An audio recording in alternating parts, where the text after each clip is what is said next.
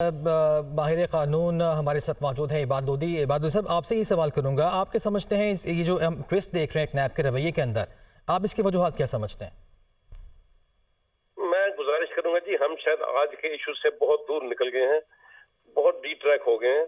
और आज सिर्फ इशू ये था कि उनकी अपीलें बहाल हुई हैं और उनका मेरिट्स पे फैसला होना है, उस पर आर्गू होना है। तो क्या इसका कोई कानूनी जवाब मौजूद है या नहीं मौजूद?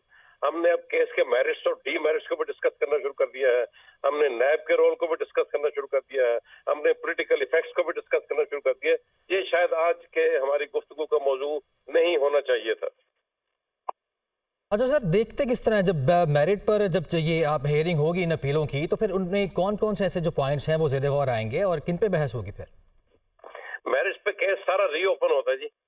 जितने इसके जो एपिलेंट हैं वो इसकी कमजोरियां बताएंगे कि प्रोसिक्यूशन केस की क्या कमजोरियां हैं, जजमेंट में क्या गलतियां हैं। और अगर नैब चाहेगा, जो प्रोसिक्यूशन को डिफेंड करता है, जो रिप्रेजेंट करता है, वो चाहेगा कि उस जजमेंट को डिफेंड करे, तो वो बताएगा कि हम किस तरह इसको जस्टिफाई करते हैं, ये कन्विक्शन मेंटेन रहनी चाहिए, तो उसके बाद फैसला होगा फिर। अच्छा सर, इसका मतलब ये होगा जिस तरह आपने कहा कि केस दोबारा से जिस तरह रीओपन होता है, इसमें जो जितने भी गवाहान होंगे या वो तमाम सबूत जिनकी बुनियाद पे सजाएं हुई थी, वो सारी मामला ज़ेर गौर आएंगे दोबारा से? वो सारी एविडेंस पढ़ी जाएगी, बिल्कुल पढ़ी जाएगी, एक एक लफ्ज पढ़ा जाएगा। सर उसमें वो जेआईटी की रिपोर्ट्स भी इंक्लूड होंगी? जाहिर है, जब एविडेंस का हिस्सा है वो जेआईटी की रिपोर्ट, तो बिल्कुल एक एक लफ्ज उसका पढ़ा जाएगा और उसके तमाम लूप होल्स पे पूरे आर्गुमेंट्स होंगे। और कोर्ट पाबंद, एपेलेट कोर्ट पाबंद है इस चीज की कि हर वो नुक्ता जो उसके सामने जेरे बहस लाया जाए उस पर वो फाइंडिंग दे और कानून के तहत उसको डिस्पोज ऑफ करे।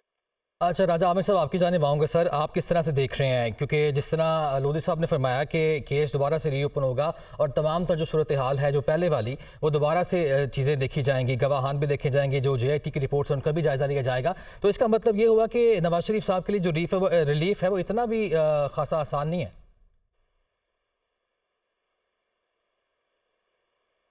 राजा साहब, आप साथ हैं?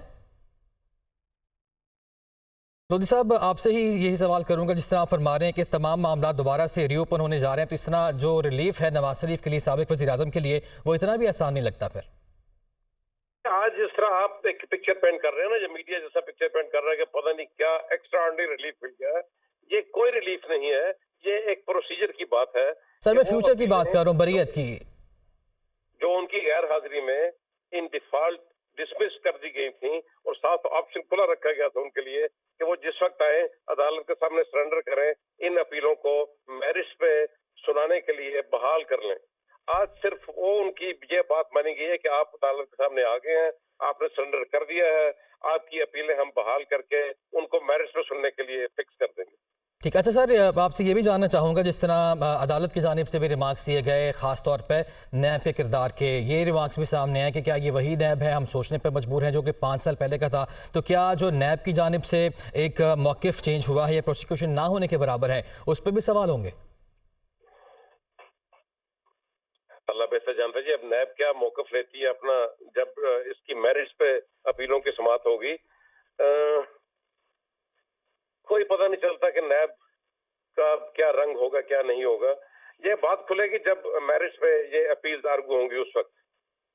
बिल्कुल सही फरमा रहे हैं सर आप, लेकिन अभी हम बात ये कर सकते हैं कि क्या कोई सूरत हाल अब तक जो नज़र आई है या जो हमने रवैया देखा है नैब की जानिब से कि एतराज़ भी नहीं किया गया, ना गिरफ्तारी उनको मतलूब है, ना ज़मानत पे एतराज़ है, तो ऐसी सूरत हाल आगे स्टेज में नज़र आती है आपको कि नैब अपना रेफरेंस जो है वापस ले लीजिए? कर दूं कि नैब का इस वक्त गिरफ्तारी से कोई ताल्लुक नहीं है। जो एपेलेंट है वो इस वक्त जुडिशियल कस्टडी में तस्वुर होगा। ये अदालत की डिस्क्रिप्शन है कि वो उनको जेल भेजे, वो उनकी सेंटेंस सस्पेंड करे, वो उनको बेल पर रिलीज करे।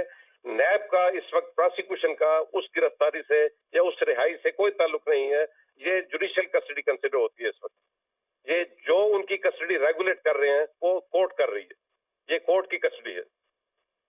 बिल्कुल। अच्छा लोधी साहब, जिस तरह राजा आमिर साहब हमारे साथ मौजूद थे, वो भी ये फरमा रहे थे कि नैब का जो, क्योंकि ज़ाहिर बात है सारे ये मामला टेकअप हुआ था, फिर इस पे इन्वेस्टिगेशंस हुई थी, मनी ट्रेल नहीं दे सके थे शरीफ ख़ानदान, तो अब जो एक हमने देखा है एक इसमें हम देख रहे हैं कि एक ट्विस्ट जो आया है उसके बेस पे अब क्या नैब रेफरेंस में मैं वापस ले गुजारिश सकता करूंगा है? जी, आप बहुत डीप मेरिट्स में जा रहे हैं। इस वक्त इन्हें इतने डीपली मेरिट्स में जाने की मीडिया को या किसी बाहर बैठे हुए शख्स को जरूरत नहीं है। ये मामला रहने दें अदालत पे लिए, अदालत जिसके सामने अपील पेंडिंग है उसके लिए रहने दें, प्रीएम्प्ट ना करें। हम उन पे ज्यादा ऑब्जर्वेशन भी ना दें, ज्यादा कमेंट्स भी ना करें। ये अदालत के लिए छोड़ दें, अदालत के सामने रिकॉर्ड होगा सारा, अदालत के सामने आर्गुमेंट्स होंगे, सारे सबमिशन दोनों साइड की होंगी, वो फैसला करेगी अदालत। बिल्कुल ठीक है, फैसला तो अदालत की जानिब से ही करना है। और एवन फील्ड रेफरेंस में नाज़रीन आपको बताते चलें, हम माहिर कानून जहांगीर जदौन साहब हमारे साथ मौजूद हैं, उनसे मज़ीद बात कर लेते हैं। जदौन साहब, आपका बहुत शुक्रिया आपके कीमती वक्त का। आप सर किस तरह से देख रहे हैं सारे मामलात को? एवन फील्ड और अल अज़ीज़िया रेफरेंस में नवाज शरीफ की जो अपीलें हैं वो बहाल कर दी गई हैं। हेलो, जदौन साहब, आपको मेरी आवाज़ आ रही है?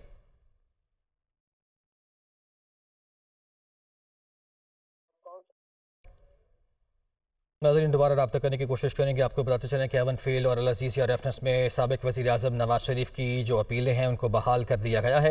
इस्लामाबाद हाई कोर्ट के 2 रुकनी बेंच ने आज ये महफूज शुदा फैसला सुना दिया है। कुछ देर के लिए ये फैसला महफूज किया गया था और अब ये फैसला सुना दिया गया है। साबिक़ वज़ीर आज़म नवाज शरीफ की इन दोनों रेफरेंसेस में, एवन फील्ड और अल अज़ीज़िया रेफरेंसेस में अपीलें जो है वो बहाल कर दी गई हैं। इस्लामाबाद हाई कोर्ट के 2 रुकनी बेंच ने इस केस की समाअत की और फैसला सुना दिया है। इस्लामाबाद हाई कोर्ट में एवन फील्ड और अल अज़ीज़िया रेफरेंस में नवाज शरीफ की अपीलों की बहाली की दरखास्तों पर समाअत हुई थी और अब ये अपीलें बहाल कर दी गई हैं। और ये भी कहा जा रहा है कि इन अपीलों की जो हेयरिंग है वो मेरिट पर दोबारा से शुरू होगी।